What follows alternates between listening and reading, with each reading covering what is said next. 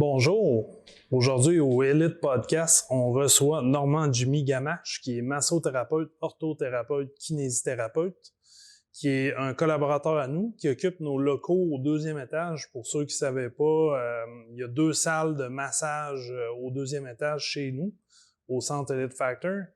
Bonjour Normand Jimmy. Bonjour Pascal. Je te laisse te présenter, faire une petite historique de ton parcours jusqu'à la création de la clinique Alt Musette. OK. Écoute, c'est plutôt un parcours atypique.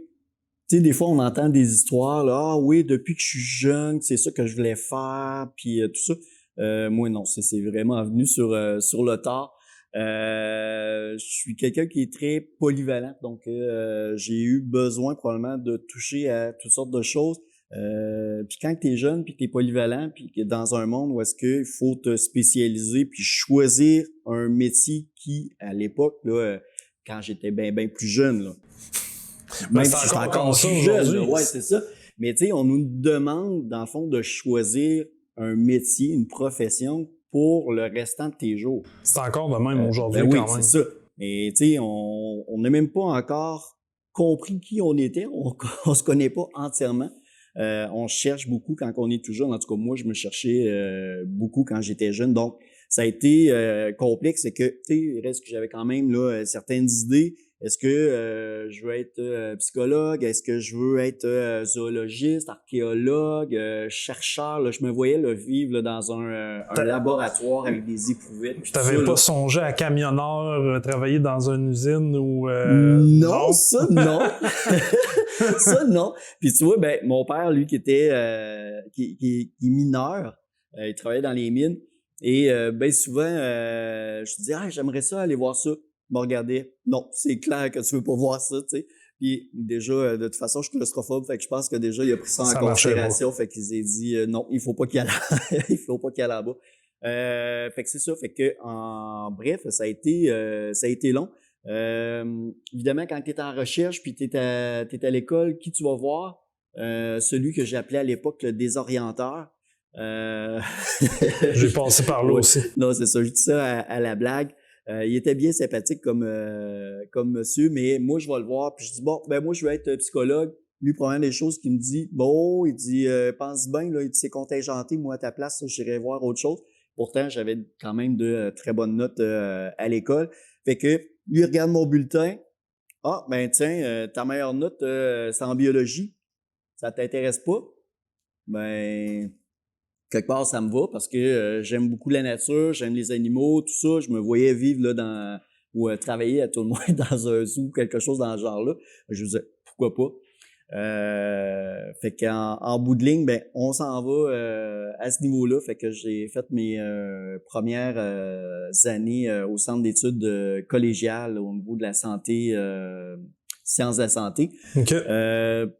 Au cégep, je suis devenu quelqu'un d'autre. Autant que j'étais un petit bonhomme tout gêné, tout recroquevillé, je faisais mes petites affaires, tout ça.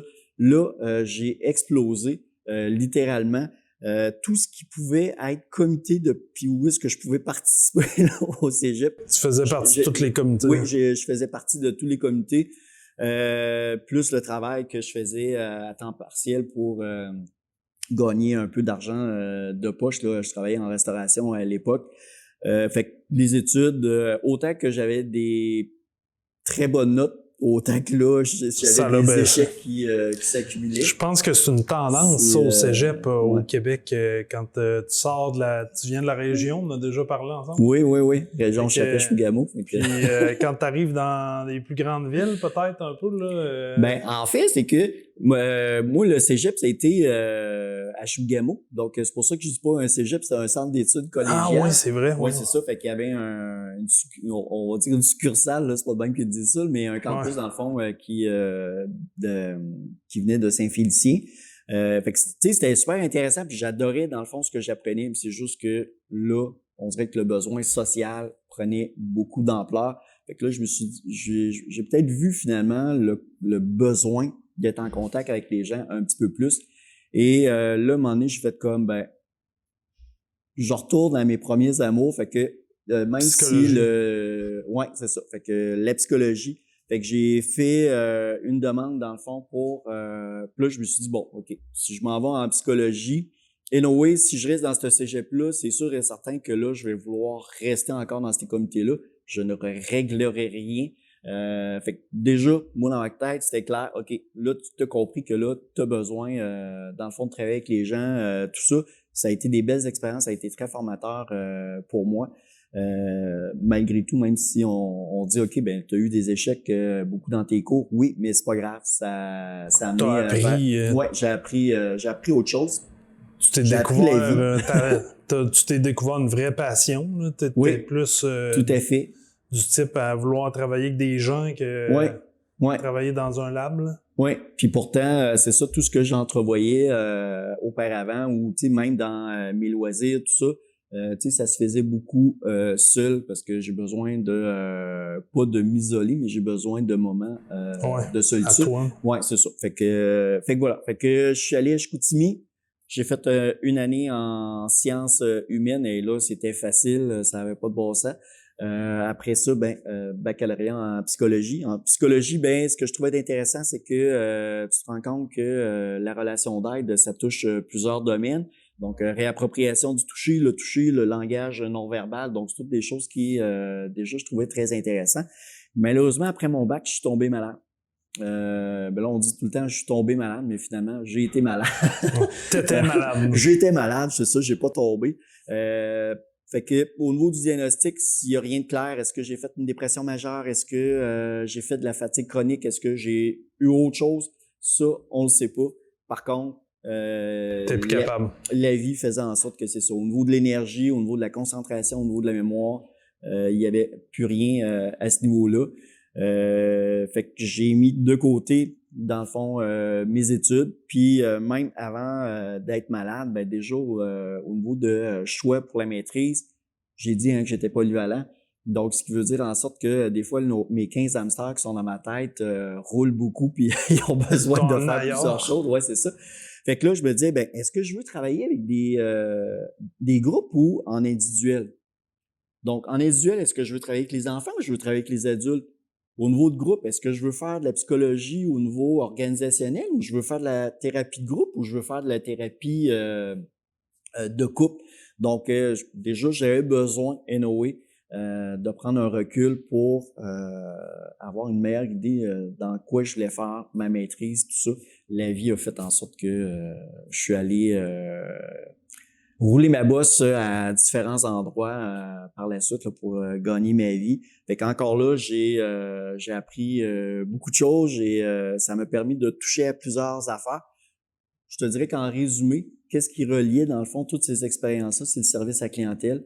Là, tu te demandes, mais où c'est le massage là-dedans? C'est tombé où, cette histoire-là? C'est tombé où, c'est ça. Déjà, je pense c'est depuis très, très longtemps, le massage ou c'est ça, on va dire le massage, le toucher fait partie, dans le fond, de, je dirais peut-être pas de mon quotidien, mais je me suis rendu compte que c'était important. Déjà, je disais tantôt que mon père était un mineur, c'est ça qui arrivait à la fin de la journée. Puis à l'époque, on disait hey, ton père a mal au rein, là. Fait que tu voudrais-tu le frictionner? Fait que en bout de ligne, c'était moi qui prenais l'antiflogicine puis qui frictionnais mon père. Puis ça a été pour moi une belle façon de rentrer en contact, dans le fond, avec mon père. Parce que même si on s'aimait beaucoup, même si on se respectait beaucoup, c'était peut-être pas toujours évident au niveau de la communication. Puis à cette époque-là, un papa, c'était un pourvoyeur, puis il faisait ses affaires. Fait que c'était pas toujours évident pour lui de rentrer en contact avec ses enfants. Même si je le répète, là, on s'aimait beaucoup, on se respectait beaucoup, tout ça. Fait que ça, t'as vu une ouverture, excuse, je te coupe, là. T'as vu comme une ouverture après là, la psycho, puis t'es revenu un peu plus vers ça. Exactement. Fait que ça, je me souvenais de ça. Puis tu sais, dans les gens, au niveau de mon entourage, tu sais, ça arrivait que je faisais, on va dire, du massage intuitif, puis ça leur faisait du bien. Certains même, je réussissais à leur enlever le mal de tête ou des choses en ce genre-là. Ça faisait pas de moi un gourou, mais de façon intuitive, je faisais des choses qui leur faisaient du bien, tout ça. Des fois, tu te rends compte aussi, ne serait-ce qu'en sortant dans un bar, des fois, tu vas déposer la main comme ça, tout simplement, pour éviter qu'une personne qui est en train de reculer embarque sur toi, puis d'avoir des réactions. C'est que, qu'est-ce qui se passe là? Parce que je venais d'apposer ma main Ton sur son énergie. dos. Ben, c'est ça. Fait que la personne se revirait de bord. Hein, mon Dieu, c'était quoi cette énergie-là? Écoute, c'était comme une présence rassurante, tout ça. Fait que, tu sais, t'en fais pas de cas, tu fais comme, ben voyons. Puis à un moment donné, ben là, tu essaies de faire plusieurs liens. Tu te dis, ben écoute, ça m'a toujours intéressé, fait que pourquoi je ferais pas ça? Fait que ça a été la réponse, je disais peut-être là, à la blague, à la crise de ma quarantaine. OK. Ouais, Parce que ça. t'es devenu masso Vraiment sur le tard, là. sur le tournant de la quarantaine. Oui, exactement. OK. C'est ça. Fait que j'ai...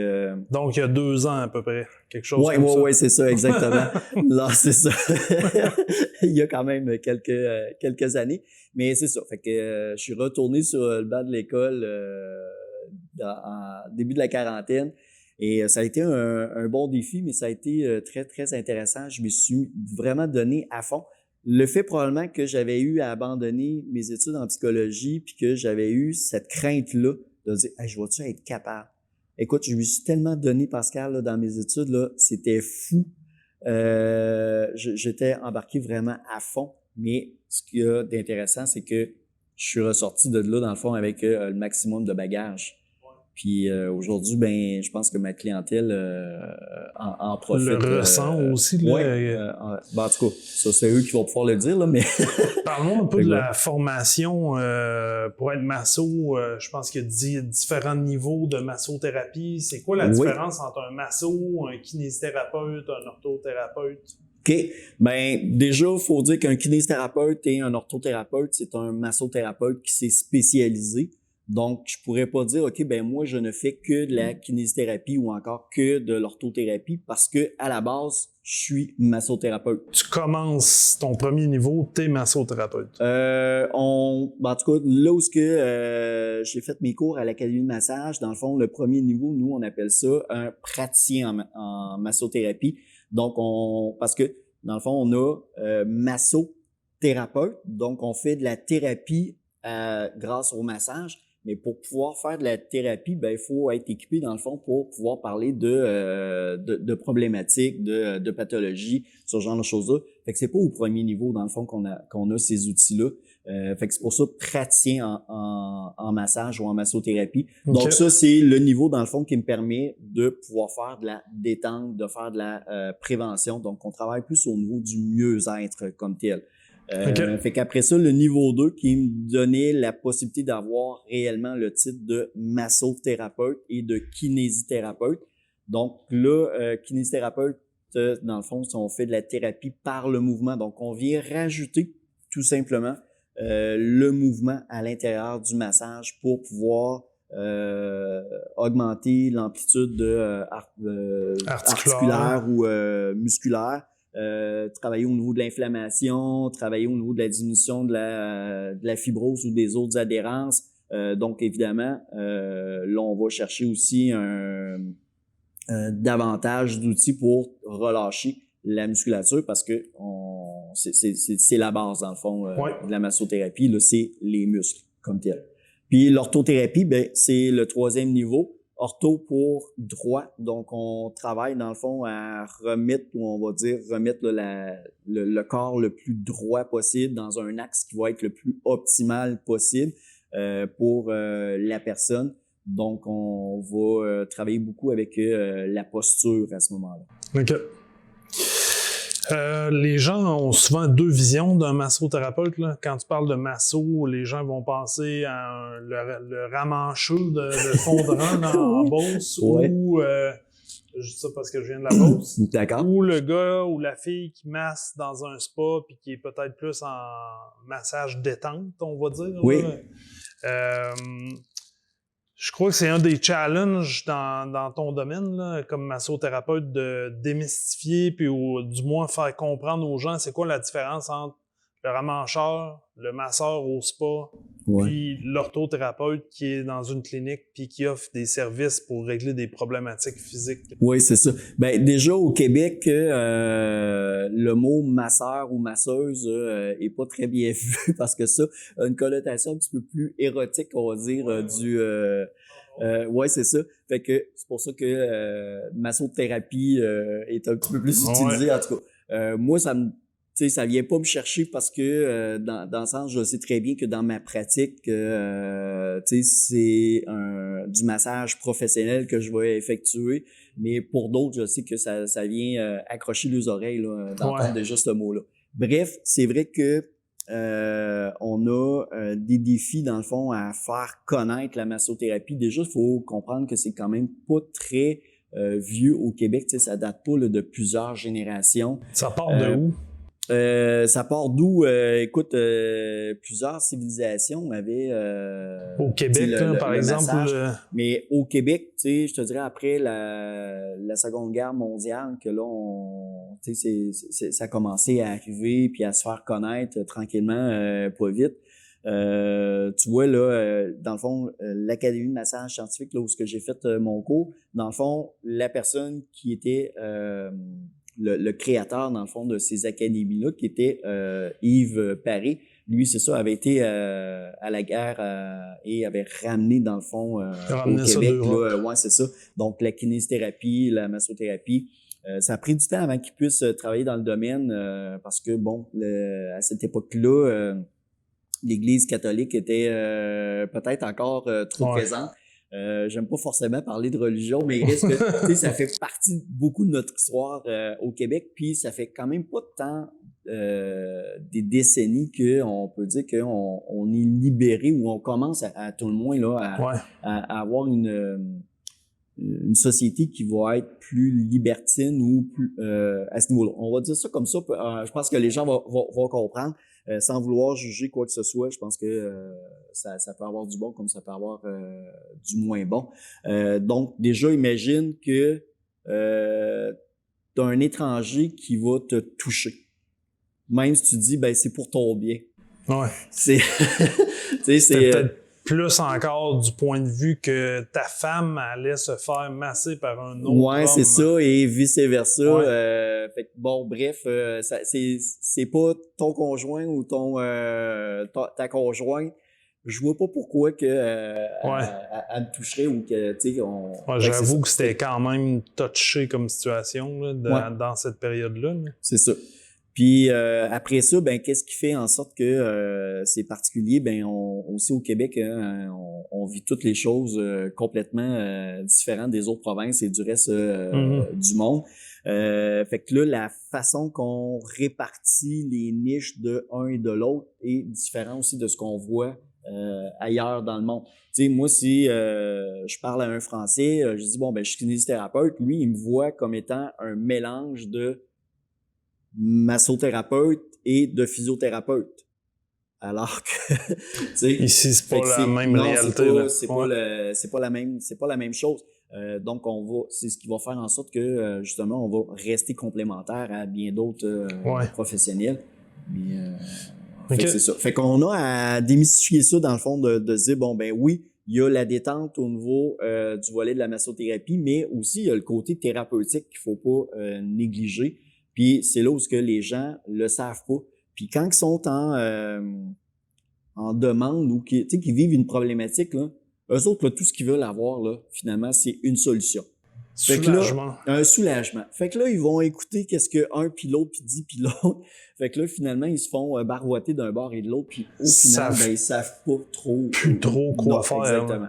Ouais, il y a trop de recommandations. Puis on dirait que il y a 2-3 choses dans la vie de tous les jours là, que tout le monde sont des spécialistes. Quand tu as eu mal au dos, tous les gens qui ont eu un épisode de maux de dos vont te donner leurs bons conseils et te dire ce qu'il faut que tu fasses parce que eux, ça l'a soulagé. Ça va des feuilles de chou pour enlever l'inflammation jusqu'à l'acupuncture en passant par la masso, la physio, la chiro, etc. Là, les pilules même. Là.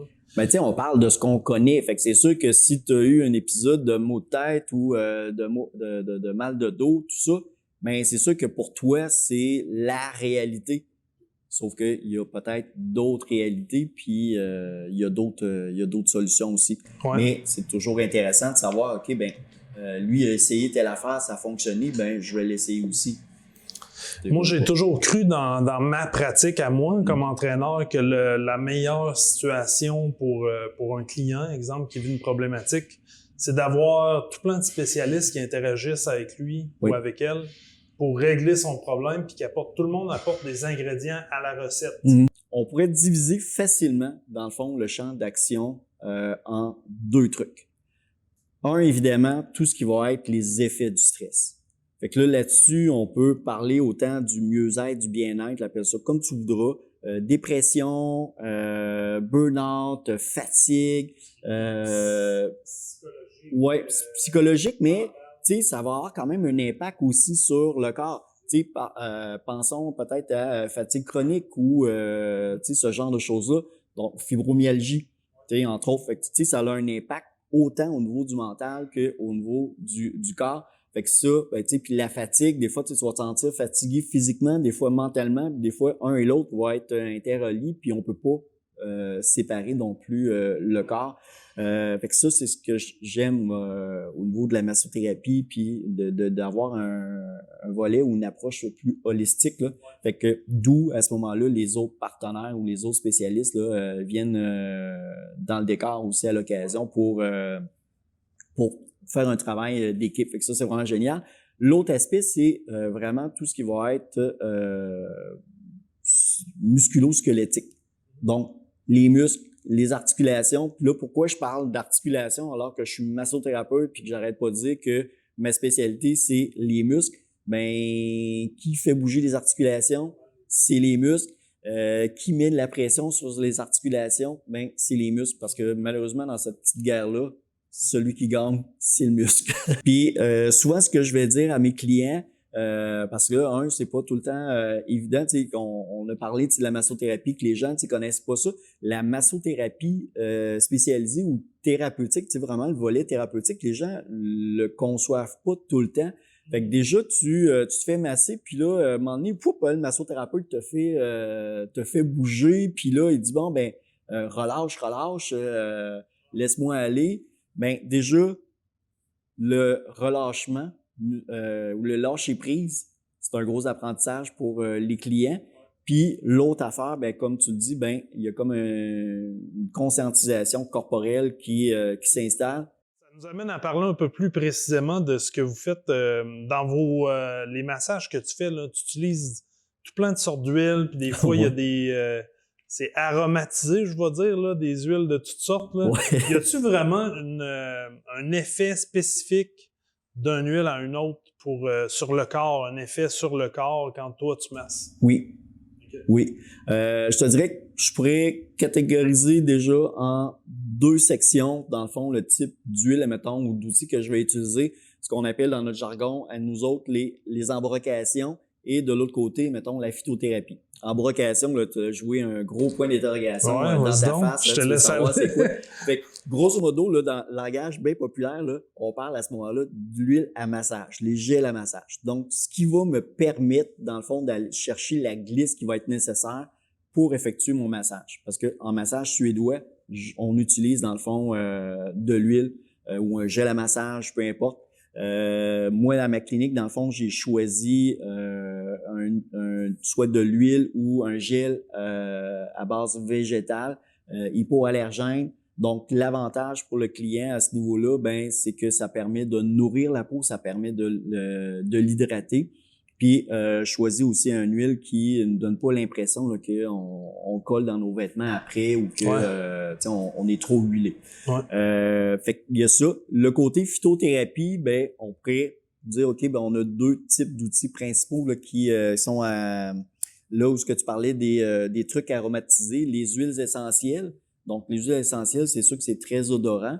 Là, on va avoir différentes sortes d'huiles essentielles avec des effets complètement différents. Donc, certaines de ces huiles-là vont être relaxantes, d'autres dynamisantes, d'autres décongestionnantes, d'autres qui vont faciliter, dans le fond, la circulation des liquides, d'autres qui vont travailler au niveau des poumons, d'autres vont être tout simplement agréables aussi parce que je veux pas le plaisir de sentir les bonnes choses. Déjà, juste ça, des fois, ça permet de relaxer. Mais les huiles essentielles comme telles, c'est pas des parfums. C'est vraiment un produit naturel qui est avec des propriétés là, qui leur sont... c'est une science qui s'est un peu perdue, ça, hein, les huiles essentielles, parce que si on remonte il y a 300 ou 400 ans, il y a même, c'était une grande partie de la médecine. Oui. Ben, tu sais, si on parle de l'herboristerie au début, puis tout ça, mais tu sais, ça s'est perdu. Ça s'est perdu, mais avec les pharmacies, tout ça, ils ont des belles choses intéressantes. Mais le côté naturel, là, mais la plupart des médicaments vont partir d'une molécule qui vient d'un végétal habituellement. Ben pas habituellement, mais en tout cas souvent. Je suis pas pharmacien, là, je m'excuse pour à ce niveau-là. Mais tu sais, ça va être une partie en tout cas de la réponse, de l'évolution dans le fond de la pharmacologie. Mais l'herboristerie est encore très présente, puis on parle de millénaires là, que c'est là. Ouais. Puis l'autre chose dans le fond que je vais utiliser à travers mes soins, ben c'est des rubéfiants. Donc on pourrait dire aussi que c'est des onguents thérapeutiques à base de produits naturels. Donc, qui vont travailler au niveau de l'inflammation, qui vont travailler au niveau tout simplement juste de relâcher la musculature, d'enlever les douleurs. Qui chauffe un peu, là. Ben, à ce moment-là, il y a différents types. Donc, il y en a qui vont être une chaleur apaisante, d'autres, on va parler d'une chaleur froide. Donc, ça, c'est vraiment... Est-ce que c'est une mauvaise impression que j'ai que les gens vont toujours attendre à la dernière minute quand ils vont pour aller voir un masso ou n'importe quel autre spécialiste, quand ils se font mal? T'es tellement dans le vrai, là, Pascal, ça c'est fou. Les clients fonctionnent à douleur.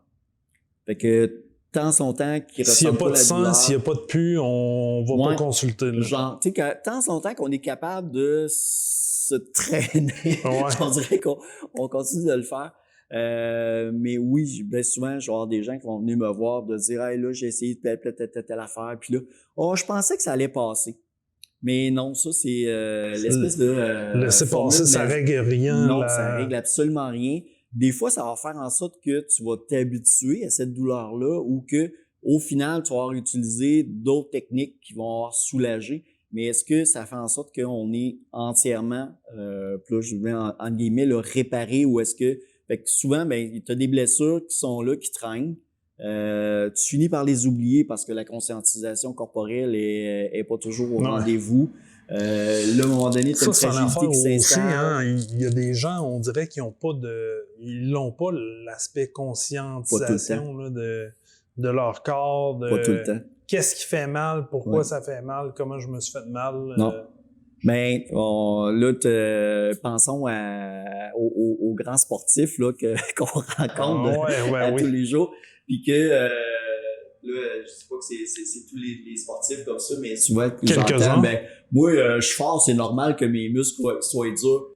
Ben, non, mon petit loup, non, ma petite puce, quand ton muscle est au repos, il devrait pas être dur. Est-ce que il devrait être plus gros parce que tu t'entraînes? Oui. Est-ce qu'il devrait être dur? Non. Fait que quand ton muscle est dur et puis que tu as de la misère à faire les mouvements, non, ça veut pas ça veut dire normal, que ton muscle est pas optimal, il est pas entièrement en santé. Fait que les gens, oui, attendent beaucoup pour venir on est au Québec, là, mais là, il n'y a pas beaucoup de neige cet hiver. Mettons qu'on se téléporte à l'hiver passé, qu'on a eu 10 pieds. Là.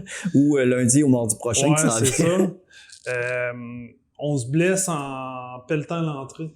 Ouais. C'est quoi le timeline? Comment ça devrait se passer? Mettons, Janine qui se blesse au dos en déblayant les marches. Ben, écoute, que ce soit Jean ou Janine qui se blesse, là, ou l'autre, je pense que dès que tu te rends compte que t'as une blessure, peu importe quelle qu'elle soit, vaut mieux que t'attendes pas. Au pire, mettons, le massothérapeute va t'aider dans le fond à régler ou en tout cas à tout le moins diminuer l'inflammation. Donc déjà en partant, fait qu'on n'est pas dans un gros massage là, full thérapeutique là, de se dire ok je te rentre dedans là. Je te règle ton problème. Ben, là. Exactement.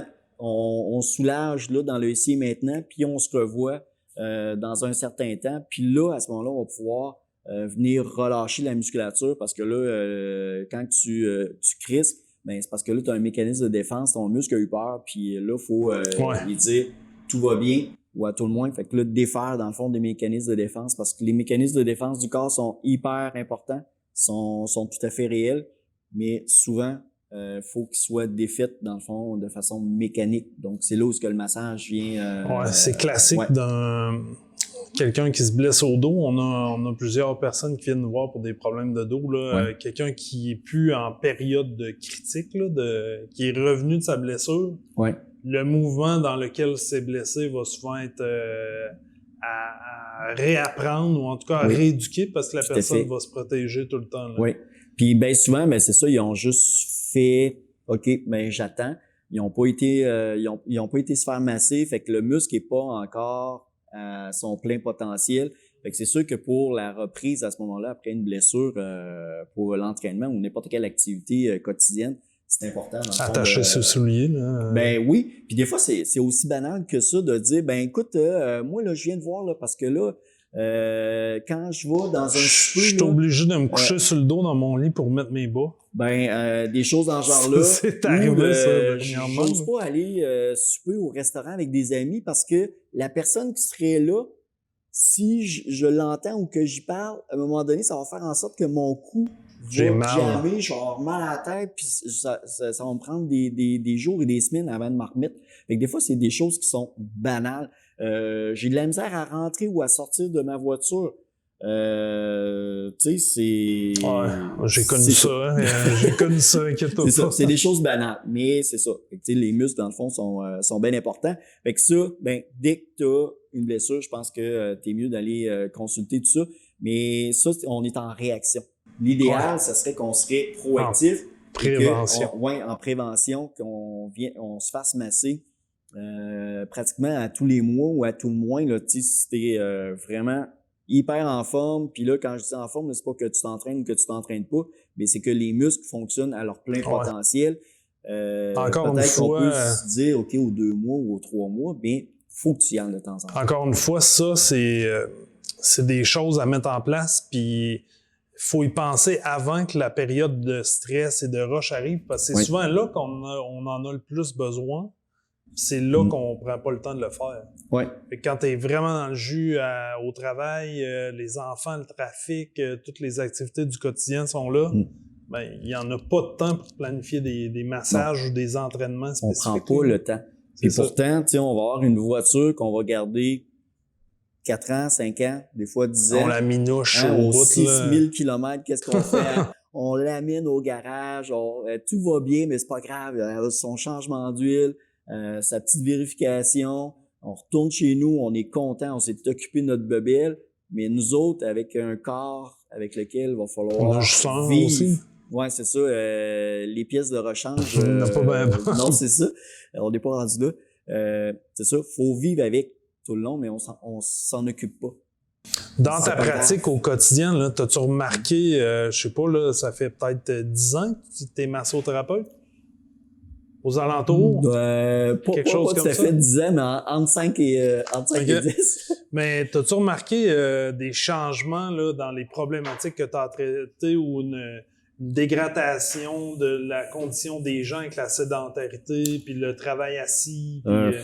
Oui. C'est quelque chose que tu as remarqué? Ouais? Oui. Ben déjà, il faut comprendre que le corps est fait pour bouger. Fait que tu...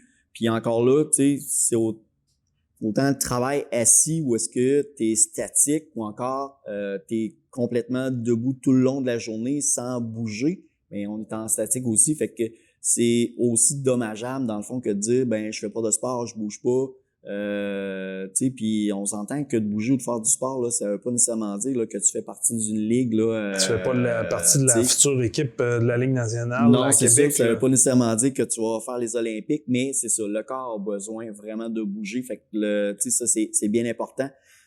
Puis oui, je vois de plus en plus dans le fond de problématiques ou des douleurs qui s'installent à ce niveau-là. Qu'est-ce qui revient le plus souvent pour toi? C'est sûr que c'est beaucoup de dos. Si on parle, mettons, de travail de bureau, écoute, oui, c'est sûr que le dos, puis heureusement que je suis orthothérapeute, là, ça fait de moi un spécialiste du dos. T'es un magicien, ouais. Ben, ça aide pas mal. Certains disent, c'est ça que je suis un magicien, mais tu sais, en même temps, il n'y a rien de magique, là, je fais pas d'abracadabra. Non.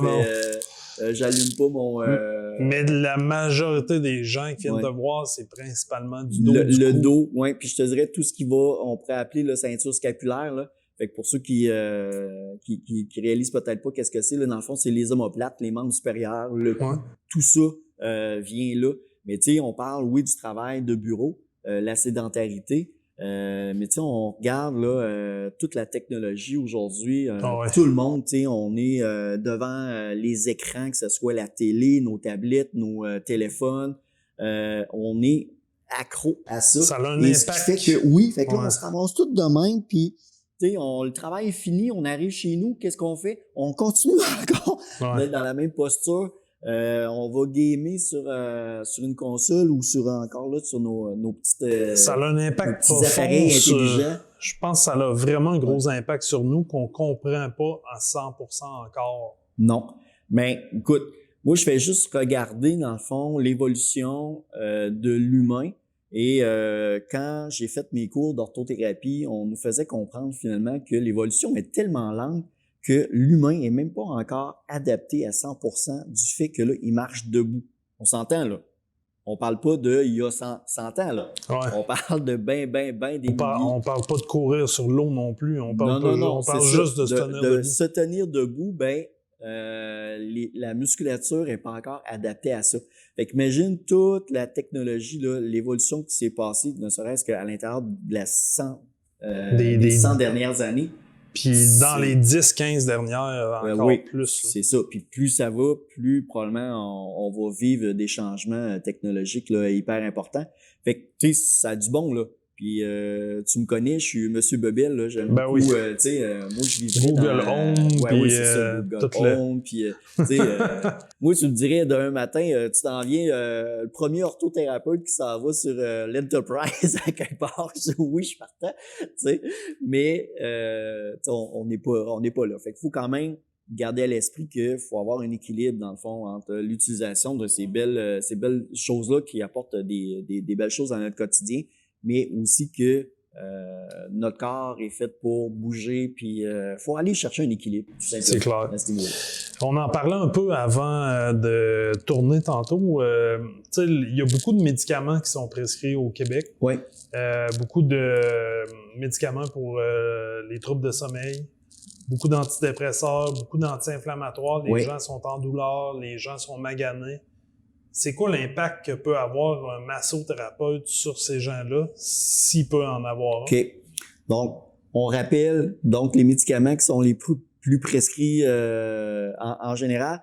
Donc, antidépresseurs, déjà en disant que proche d'une personne sur 2 va goûter un jour à cette médication-là. C'est quand même beaucoup, là. Sans parler des autres qui ont problèmes de dépression ou burn-out et épuisement qui prendront pas ce type de médicaments-là. Et l'autre, qui ont un aspect au niveau musculaire, les relaxants musculaires et les anti-inflammatoires. Je rappelle les 2 champs de la massothérapie. La détente. Donc, pour ceux qui prennent des antidépresseurs, on s'entend que je peux la massothérapie, pas juste moi, là, mais la massothérapie en général, peut leur être utile. Et l'autre côté, le côté musculaire, relâchement musculaire, anti-inflammatoire, la kinésithérapie, l'orthothérapie est tout à fait indiquée pour eux, là, à ce niveau-là. Puis si on amène les troubles de sommeil là-dedans, c'est certain que une personne qui est mieux balancée au niveau physique et détente va avoir des meilleures nuits de sommeil. Oui, aussi. Mais la massothérapie, tu sais, c'est comme une réappropriation, dans le fond, d'un bon fonctionnement de ton corps en général. Fait que tu n'as pas un effet seulement que sur le muscle, tu vas avoir un effet sur la circulation des liquides, donc autant au niveau de la lymphe, du sang, le liquide interstitiel. Fait que déjà, si on se dit, OK, la meilleure circulation se fait, ce qui veut dire que les déchets s'en vont plus facilement. Ce qui veut dire aussi que les bons nutriments qu'on peut apporter aux structures qui sont blessées, ce genre de choses-là, ils vont se guérir beaucoup plus facilement aussi. On va avoir un impact, oui, sur le sommeil, sur la gestion de stress, sur le système respiratoire, le système circulatoire, sur l'ensemble du corps. Le bon fonctionnement du corps. Oui, exactement. Fait que tu sais, faut voir le corps comme étant dans sa globalité. Et le massage a un impact des fois direct, ou des fois c'est par la bande. Dans le fond, qu'on va avoir un impact à ce niveau-là. Fait que c'est vraiment tout le monde peut en bénéficier. Comme on jasait tantôt, c'est assez rare qu'on voit des parents qui amènent des enfants se faire masser. Oui. On dirait que pour un enfant, un massothérapeute, c'est comme un comptable. Là. C'est quelque chose que tu vas avoir besoin dans ta vie, ta vie adulte. Là. Oui. Une fois que tu vas être bien stressé, là. Oui, quand tu vas avoir des médicaments pour ton TDAH, puis que tu dormiras plus. Puis, mais les enfants ont aussi besoin par moment, selon certaines périodes, entre autres, pour nous autres, si je pense à la croissance, il y a un blitz de croissance à un moment donné à l'adolescence, là, où ils vont grandir de 10 pouces en même pas 6 mois. Là. Dans ce temps-là, les muscles vont se faire étirer, puis les jeunes deviennent rides comme des 2x4. Ils ont mal partout. Fait que oui, pour les poussées de croissance, la massothérapie peut aider à ce niveau-là. Puis on s'entend-tu aussi que quand tu grandis vite ou que tu élargis vite, à un moment donné, c'est comme c'est à qui ce corps-là? De prendre contact là, de ton corps, c'est pas tout le temps évident. La même affaire, mettons, pour les femmes enceintes, là, leur corps, il change tellement rapidement que la massothérapie, permet, on le disait tantôt, la prise de conscience, dans le fond, de notre corps, ça vient rentrer là-dedans. Et les enfants, oui, ont besoin aussi de massothérapie. Puis de plus en... c'est pas le plus gros de ma clientèle, on s'entend, les enfants, mais j'ai quand même des enfants qui viennent me voir. C'est tout à fait adorable là, de travailler avec les enfants. Là. Moi, ça, j'adore ça. C'est rafraîchissant. Ça dit tout ce que ça passe. Puis donc, ça, c'est vraiment amusant. Ça, c'est mon petit dada dans mon travail. Travailler avec des enfants, c'est vraiment génial. Mais ce que je remarque, c'est assez surprenant de voir que les enfants sont stressés. Des dos là, que je vais arriver puis masser ça, là, puis c'est aussi jammé qu'un adulte, là. Mais tu sais, on réalise pas, là, on dit, ouais, mais les enfants, ils n'ont pas de responsabilité. T'as peu. On leur demande de faire du ménage, de ramasser leurs affaires. Tu sais, on s'entend, c'est des responsabilités en fonction de leur âge. Ils vont à l'école. Bien souvent, c'est, ah ouais, go, dépêche-toi. Puis là, on le pousse là, tout le temps pour performer, se dépêcher. Tes examens. Ta musique, tes activités, tes ci, tes ça. Puis c'est fou, là. Fait les adultes ont une vie effrénée, mais les enfants suivent, dans le fond. Une aussi par la bande. Exact, par la bande, c'est ça. Mot de la fin, Normand Jimmy, pour les gens qui veulent te voir, te consulter à la clinique ici, c'est quoi la démarche qu'ils doivent, comment ça fonctionne? Est-ce qu'ils vont sur ton site web? Est-ce qu'ils t'appellent directement? Ils peuvent aller sur le site web. Là, à ce moment-là, ils vont avoir toutes les coordonnées. Donc, ils peuvent aller sur... on peut réserver en ligne? On peut réserver en ligne. Donc, le site web, c'est le www.altomieuxêtre.com. Numéro de téléphone 418-806-5139. Donc, ça, ils peuvent... page Facebook aussi. Page Facebook également, c'est ça. Donc, faut pas qu'ils se gênent. S'ils me voient, pour ceux qui sont au centre Élite Factor, là, qui sont des privilégiés en plus. Là, ouais. Peut tout faire en an. C'est magique. Exactement. Une remise en forme totale. Parfait. Merci de ta présence aujourd'hui. Merci, Pascal. C'est gentil.